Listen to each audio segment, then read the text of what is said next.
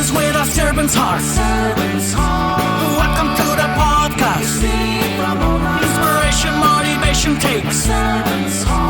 Listen to the podcast. We're all about to talk about life. Our guests will share their life story. We want you to success in life and business. We're ready and we will start shortly.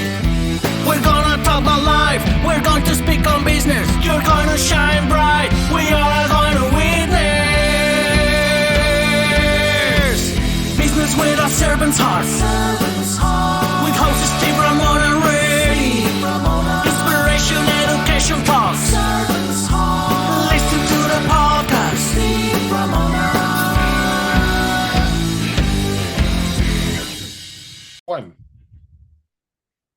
Welcome, everyone, to Doing Business with a Servant's Heart podcast.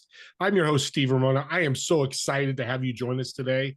This podcast is dedicated to exploring the idea of doing business and living life with a purpose. What's that purpose? A servant's heart.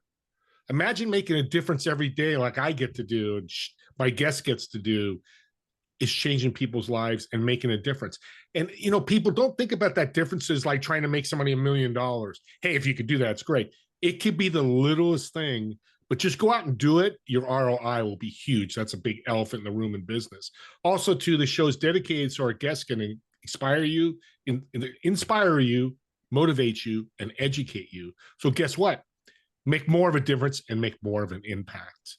And today's episode is proudly sponsored by Pantheon Alliance, joining a community of high-income entrepreneurs and business leaders to create a world-changing thought leader platform to help grow your business.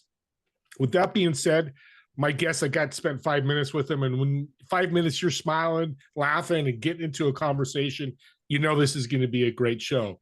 I want you to think about, do you have a business?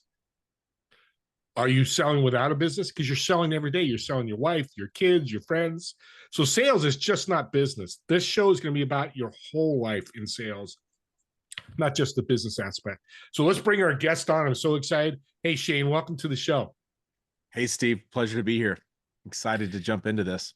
I am too. Let's talk about community and sales. You know, sales is that crazy word, scares people, but how much can community help you to be a better salesman or woman? Yeah, that's a great question. I think that's whatever your profession, right? Surrounding yourself with people that have that like interest and will push you, but also lift you up and support you is what you need to succeed. And it's funny because we go through our whole life in that system, in a community, through schools, most public schools, private schools, whatever it is. You've got that community, you've got someone teaching you and guiding you along the way. And then you have sports where you have coaches showing you the ropes. And then all of a sudden we get into the real world, whether it's a corporate job or it's, you know, building your own business. And it's like, all right, figure it out. And yet, you know, 90% of the Fortune 500 CEOs credit their success to outside coaching and mentorship. And for some reason, people just think they have to go it alone. And we know that's not true. And it's something that I've benefited from in my life. And, you know, I'm a big believer in, like, you are the average of the 5 people you surround yourself with. So get into a group that's going to level you up and increase your average. Right. And that's really, it's just about bringing people together. And, honestly, when you bring people together that have similar interests and that have the same motivation, ambition, and the willingness to learn and also give back, you don't have to do much. Like, they start to make those things happen really quick. Talk about accountability. I think that's a big part of community as well. You know, I'm out here alone, entrepreneurial. I didn't get a sale, but there's nobody, you know, on my shoulder. Let's just use that phrase, that little devil and angel on the show, like decisions. How big is the accountability part? Yeah, that is, it's so needed, especially today. I mean, after COVID, even if you had a job, you were forced to work remote. Now more people are going back into the office, but accountability isn't about necessarily like, I have someone that's going to tell me I did or didn't do a good job, or I need to do this or need to do that. It's just even being around people that are just doing things. It helps you see it happening and you hold yourself accountable to be at that level. And that's something that's missing when you're not in home. And like, I work, I've got in Sales Redemption, our B2B sales community, I have partners, but in my day-to-day practice as a sales coach and consultant, where I work with businesses and teams and individuals, it's just me. And what I realized really early on is like, I'm better when I got people in the boat rowing with me, right? Even if we have certain strengths, and it's just I am better when I'm surrounding myself with those people. So that, I think, back to your question, accountability is, again, it doesn't have to be a system or questions or things. It's just being around those people helps you hold yourself accountable. Yeah, and I love the boat analogy. I'm going to borrow that. I used to say steal. I'm like, I'm not going to say that because he's well. We talked about that resources tips. I love that because if I'm just rowing in that boat, how fast am I going to scale, to grow and scale? But if I got 20 people or 10 people, it goes much faster, which everybody listening wants to, right? Here's what I know. I know I'm not that smart. I know that other people are going to have great ideas, and I need that. That's going to then push me. A lot of times, like, especially when you're working on something by yourself, you're just in that tunnel vision, and you can easily miss the forest for the trees. And having someone else there is really what that community is about, and that accountability is about. It's just like someone that can zoom out and say, "Hey, have you thought about this?" Yeah, my dad told me when I was young, don't recreate the wheel. No. And that was 60s, 70s. A lot of you probably haven't even weren't even alive. And I will never forget that. And that's what you're doing, is offering, hey, I've got a wheel. Come join our community and I'll teach you some more, our wheels. Right. That analogy. But let's jump into the free part of it, because this is sales, but not really sales. But your community is free, and audience, we'll get the information for that at the end here. So stay tuned. Talk about, why is it free? What are you trying to do with the community? That's a great question. There's a couple things. And as I worked in my day-to-day practice and working with companies and individual sales leaders that I was coaching, I realized that there's a lot more people out here that need help, and they don't have thousands of dollars a month to spend on individual coaching. And so my initial motivation was like, how do we reach these people and make this accessible and something that's approachable, so they can just dip their toe in and start to realize some of the benefits of surrounding yourself with the people and getting that feedback loop. And it's just something that's missing. Most people go into their jobs expecting to get it from their job because that's what they got in school. It's what they got in sports. And then you get to the real world, and 80% of leaders say they coach, 30% of individual contributors say they get coaching. Like, there's a big gap as to what good coaching looks like.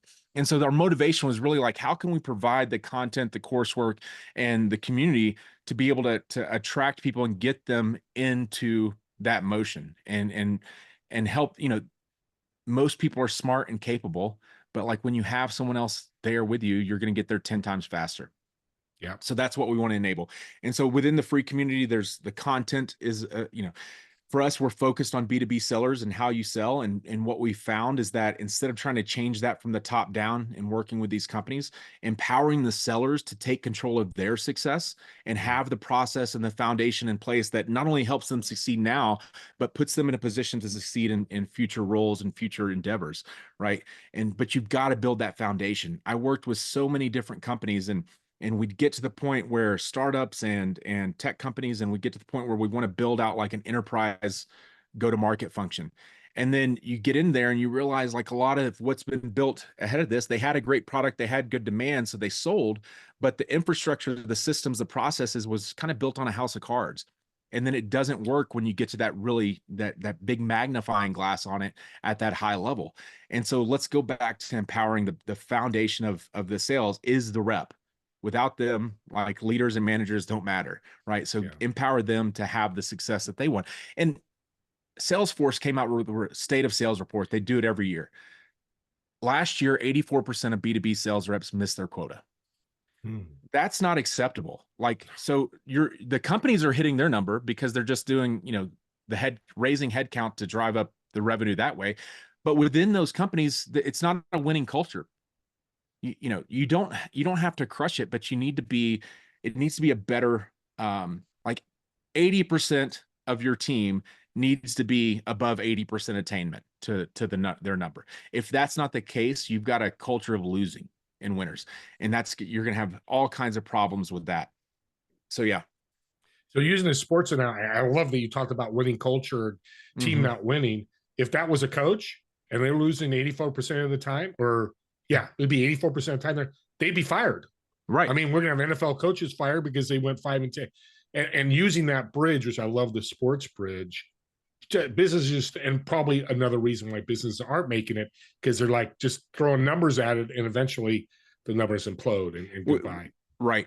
And from in the world that I exist in, primarily SaaS and tech and software, there was during COVID, there was like free money. I mean, it was basically, free money. So people were just throwing money at it. And then we had 23, 24, that started to dwindle. The interest rates went up. And so the money was expensive. And so now it's like, before we could just throw money at it, we could increase headcount, buy all the technology and tools, and everything looks good on paper. And then that dries up and we realize it's not those things that work. It's like we have to do the fundamentals well.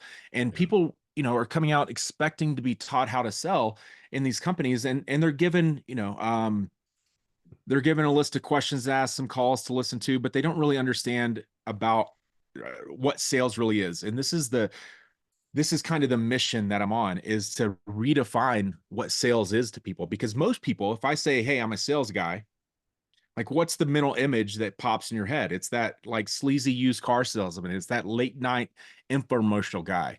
And those are all the silver tongue pitch man that can sell water to a well, right? And that's what we think sales is. But when I look at that, like, that makes me cringe. It makes me like, I don't want to be that person. That's not how I see myself. And that's not how I see that. But that approach is all about them, the pitch man. That's about them being the hero of the story, them coming to save the day, them doing you a favor. And what sales really is like, it's not, you're not the hero of the story. Our job is to help our customer, our buyer, our prospect become the hero of their story. We're not Luke Skywalker. They are. We're the Obi-Wan Kenobi to the Luke Skywalker. We're the Yoda to the Luke Skywalker, right?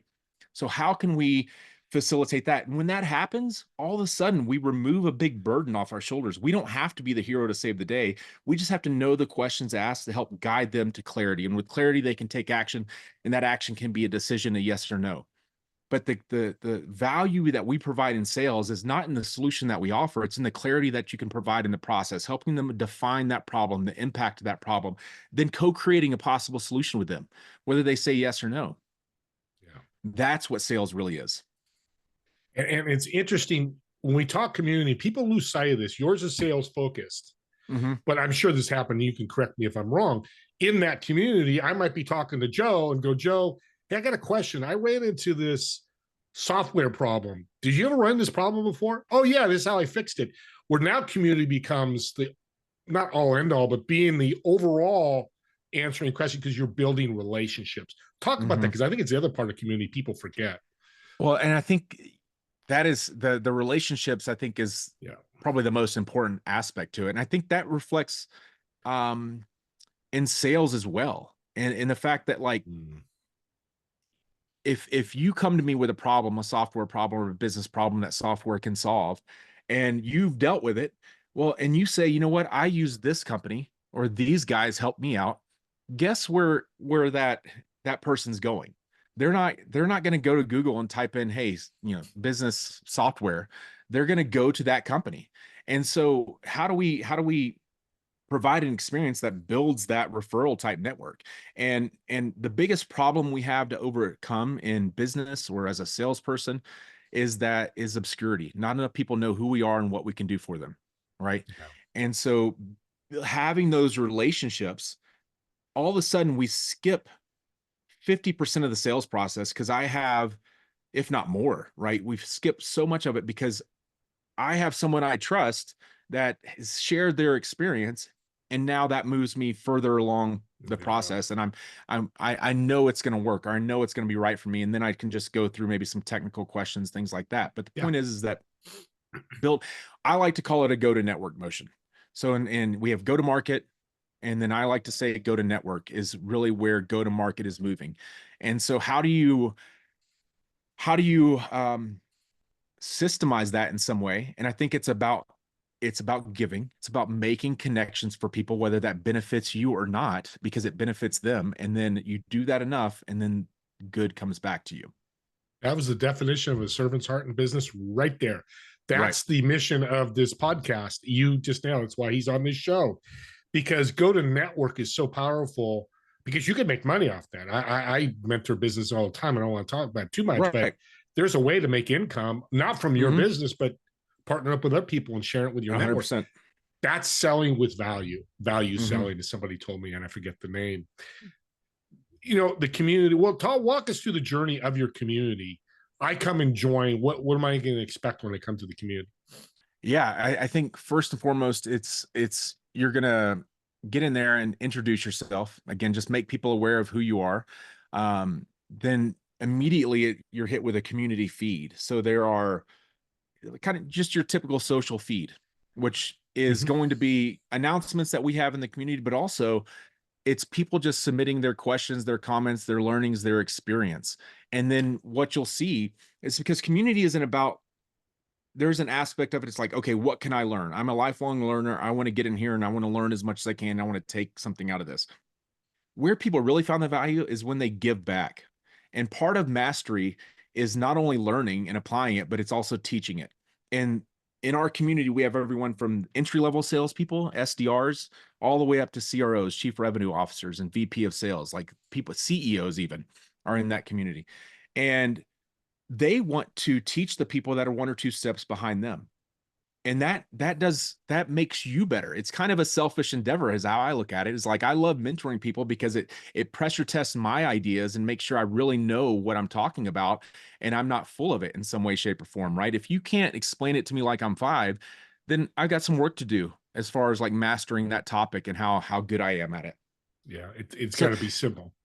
yeah, and so that is, you'll come in, you'll have the feed, and then there's also the classroom aspect where Mhm. on there you can see the classroom, and that's where you can go through the different coursework. And again, ours is about building the foundation of a sales process. So understanding what that takes, first and foremost, know your numbers. In my day-to-day practice, talking to businesses and leaders, I say, tell me about your numbers. And they have their goal, their target revenue, their quota, and they'll know how they're pacing to that, but they don't know how to back into that. They don't know how to go, okay, I need to hit $1 million. That means I need to have, my contract value, let's say, is $10,000. So I need 100 of these deals or whatever it is. And I need to, in order to get 100 deals closed, I need to have 200 in proposal stage. I need to have 300 in the discovery or the demo stage. And in order to get that many, I need to have 1,000 leads. Whatever those numbers are, they've not backed into it, so they don't understand the conversions. So now we're just kind of leaving it up to luck in a lot of ways, like hoping these things happen Yeah. and I can convert.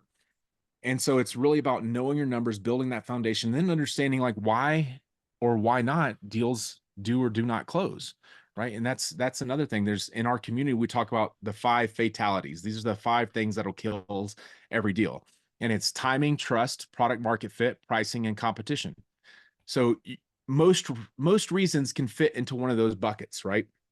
And so understanding your numbers and then understanding why deals are won or lost, now I can go in there and I can have a very targeted, prescriptive approach to addressing, how do I solve this? That's not what 90% of the people are doing. They're just saying, I need to hit $1 million, and that means I need, 100 deals. So I'm just gonna do everything I can to hit those 100 deals, and maybe it works, maybe it doesn't. Throwing spaghetti on the wall, hope it sticks. Yeah. That's not the way Yeah. to And run a sometimes, business. well, and the worst part is sometimes it works. And then you think that's the reason why. And then Yeah. nothing fails like success, right? Like all of a sudden you get some wins. You think it's because of my genius. When the truth is, like the Patriots didn't become a football dynasty because, they had Bill Belichick and he's a genius, or Tom Brady and he's a wizard with the football. It's because they had a system and process that they knew worked and they followed it. They weren't there to make friends. They weren't there. They were there to win. And what I love about the sports analogy, and this is taking a little bit different direction, but in sports, you are spending 80% plus of your time preparing, practicing, and planning to execute 20% of the time.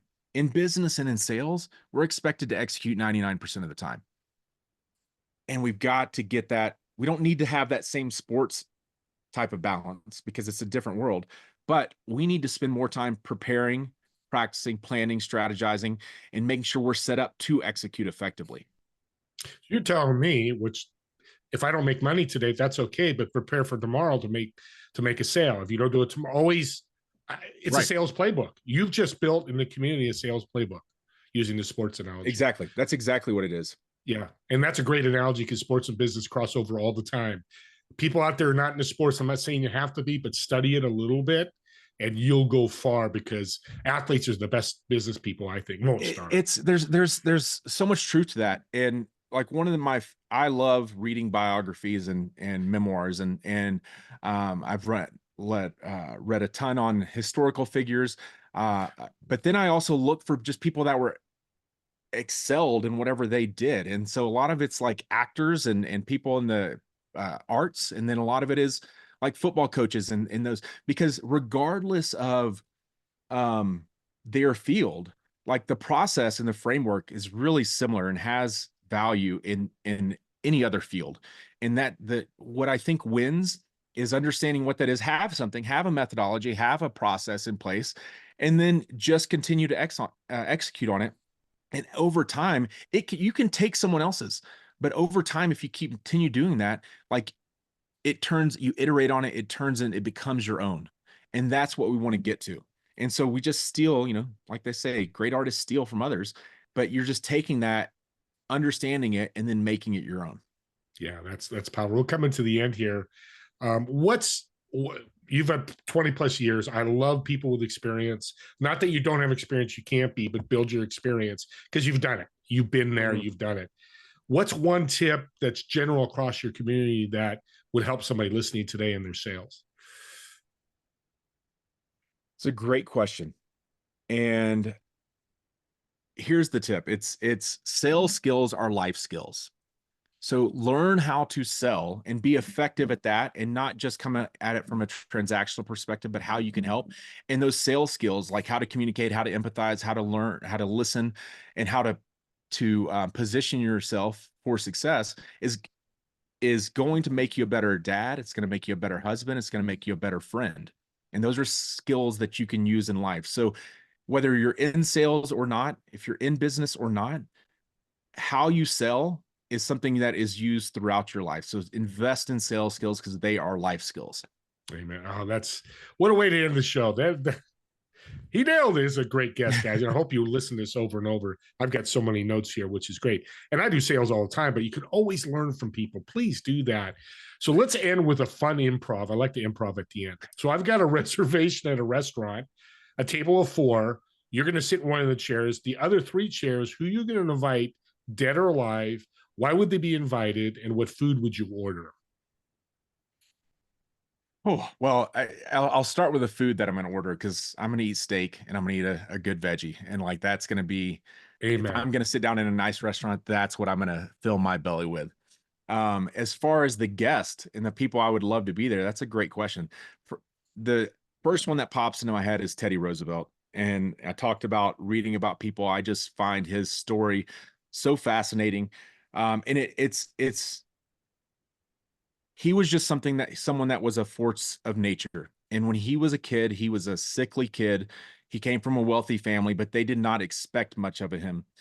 And he basically had this idea, I'm going to become what a man is, in my head. And then he just set out to do that. And he just first focused on his physical health. And then he was just so prolific in his career. And he died at like 60 years old, Jeez. Relatively young age, but he produced so much in his life. Whether you like his politics or not, like, he made an impact. And so I think he would be someone that's fascinating to dig into and to really learn from. 2 more. I think I would love to have, oh, that's tough. Because my first thought is to go to other historical figures and because that's where I spent a lot of my time reading. But I think I would probably do someone a little bit more modern, I guess. And like, I would love to talk to, like, I mean, right now, I think I'd love to talk to Elon Musk. I think he's fascinating. Oh. I mean, I just want to understand how he does what he does. And I think that would be a really, really interesting. Again, regardless of politics and all that, I'm not interested. I'm Exactly. just Pick his interested in brain. like, right. I just Yeah. want to, I'm interested in how he's able to be so prolific at such a high level. And to me, I kind of think he's been through this simulation 100 other times, because the stuff he's doing, like most people would do one of those things and it would make your lifetime. And he's doing like 5 of them that are just having a tremendous impact. Last, my last person. Oh man. I think it would be, I'm trying to think of someone like a sports figure, and it'd probably be Michael Jordan, just because that was like a hero of mine as a kid.